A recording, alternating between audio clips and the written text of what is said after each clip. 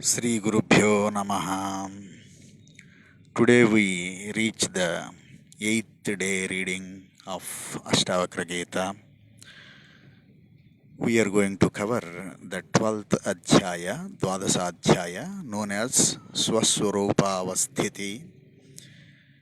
This Adhyaya is spoken by Janaka. It has 8 slokas. Other than the last sloka, each sloka typically ends with तस्माद् एवमेवाहम् आस्थितः एवम् एव अहम् आस्थितः I am like that only evam eva like this only I got asthitah I got established like this only means I have been like this only means not changed anything. So let us go into read these 8 slokas.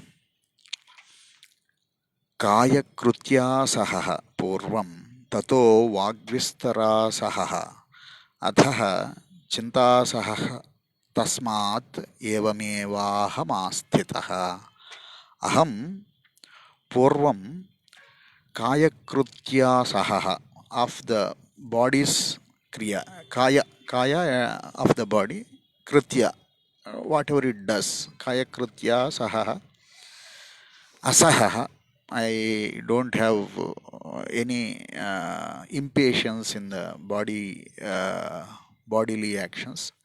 Tataha Vagvistara of the walk Vistara Asaha. Athaha Chinta Sahaha. Of Chinta, mind. Walk is the speech. Chinta is the mind. Asaha. Tasmat Aham Evam Eva Asthitaha. So all the 3 layers of action have been taught. Kayakritya sahaha purvam tato vagvistara sahaha tadha chinta sahaha tasmat evameva aham asthitaha. प्रीत्यभावेन शब्दार्थे अदृश्यत्वेन चात्मनः विक्षेपैकाग्रहृदयः एवमेवाह मा स्थितः. शब्दादेः of all the shabdas means shabda adi vastu vishayas. Shabda is the sound which is heard with the ears. Similarly all 5 indriyas catch all the 5 vishayas. शब्दादेः अदृश्यत्वेन चात्मनः अदृश्यत्व N आत्मनः आत्मा is not visible अदृश्यत्व N आत्मनः विक्षेपैकाग्र्य हृदयः विक्षेप having removed the vikshepa transformations or imaginations in the so having my hridaya ekagra hridaya heart ekagra of one pointed heart aham evam eva like this only in this method only evam eva aham asthitah.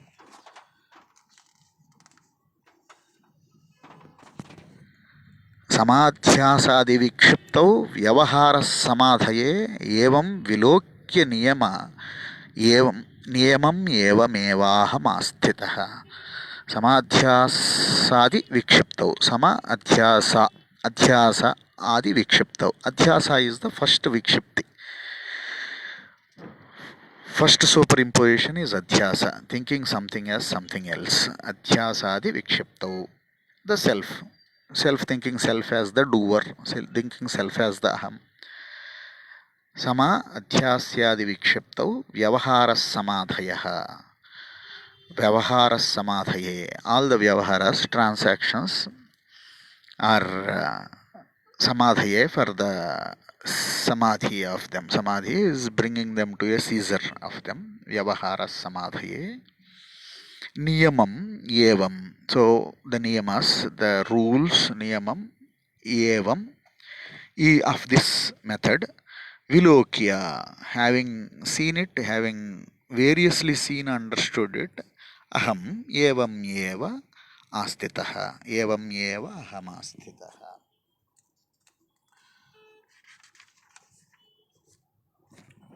हेयोपादेय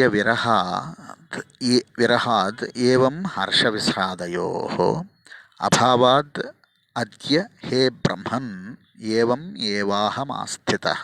हे Brahman, he is addressing Ashtavakra as Brahman, knower of everything, knower of Brahma. Heyopadeya virahat, heya to reject, upadeya to accept, virahat there is nothing, viraha viraha virahat evam harsha vishadayoho, harsha happiness, vishada sadness, harsha vishadayoho, both heyopadeya belong to the nyaya, harsha vishada belong to the bhubukshu, means when consuming something harsha vishada will come, when selecting something heya upadeya will come. So both that and this have been abhavat, not being me, not being there in me. Adyaha, immediately now, adyaha evam eva aham asthita. ఆశ్రమానాశ్రమం ధ్యానం చిత్తస్వీకృతవర్జనం వికల్పం మమ వీక్షయితైర్ ఏవమేవాహమాస్థితః. ఆశ్రమానాశ్రమం, ఆశ్రమము అనాశ్రమము, where to stay, where not to stay. ధ్యానం, effort to bring mind to the concentration. చిత్తస్వీకృతవర్జనం, trying to control the mind. Chitta svikruta varjanam. Etaihi mama vikalpam viksha. So by trying all these things, vikalpam viksha aham evameva aham asthita. So having tried, done all these things, I have got established as this alone. So कर्मानुष्ठानमज्ञानात् यथैव उपरमस्तथा बुद्ध्या सम्यगिदं तत्त्वम् एवमेवाहमास्थितः. यथा कर्मानुष्ठानम् अज्ञानात्, as due to the ignorance the karmanushtana, do performing the actions as it will happen, tatha eva, in the same way, uparamaha, to give up actions also, ajnanat. So basically the giving up actions is equivalent of performing the actions, because both happen in the ajnana only. Idam tattvam samyak buddhya, having known this, aham evam eva asthitah. कर्मानुष्ठानम अज्ञानात् यथैव उपरमं तथा बुद्ध्या सम्यग् इदं तत्त्वम् एवं एवाहम् आस्थित. So performing actions is also through ignorance, and giving up of them is also ignorance. By knowing this, I have got established as I am. Evam evaham asthitah. अचिंच्यं चिंतमानोऽपि चिंतारूपं भजत्यसौ त्यक्त्वा तद्भावनं तस्मात्, त्यक्त्वा तद्भावनं तस्मात् एवमेवाहमास्थितः.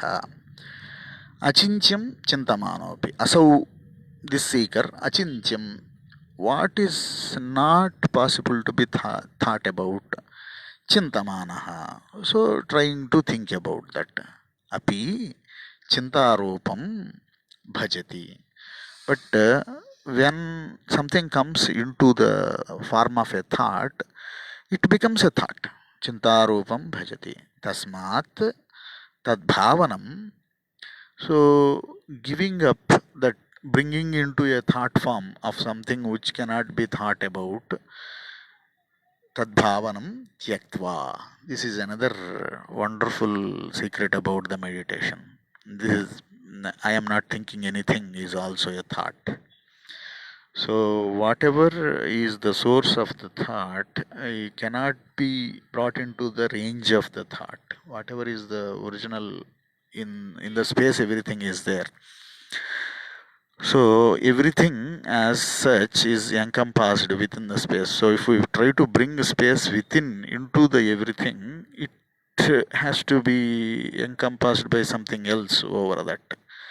So when we look at this way, the field or the anything achintyam, whatever the all the chit in which all the thought consciousness in which all the chittam or the thoughts or the forms of thinking arise cannot be brought into a thought.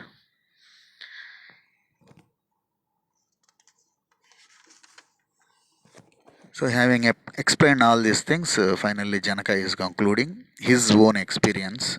Evameva krutam yena sakrutartho bhavedasau evameva swabhavo yaha sakruddhartho bhavedasau. Yena, by this, evam eva krutam, like this alone who does, evam eva krutam, saha asau krutarthaha will immediately become accomplished. Saha asau immediately krutarthaha bhavet.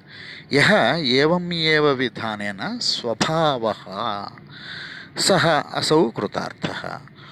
This, if it becomes one's own nature, he is much better krutarthaha. He is also krutarthaha bhavet. So one who tries to get established as it is also accomplished, and one whose very nature is being as it is also uh, accomplished. So typically for a seeker, this becomes very difficult thing to understand. But Janaka is an accomplished Brahmajnani. He is sitting in the position of a listener, a student, and he is he is adding value to the Ashtavakra's teaching, and he continues to give his this thing in next two adhyayas as well, which we'll see later. So this evam eva aham astitah. These are all like ashtakas, 88 slokas, which will be explaining one thing. So this is spoken by Janaka in the Ashtavakra Gita, end of 12th adhyaya. Swasti.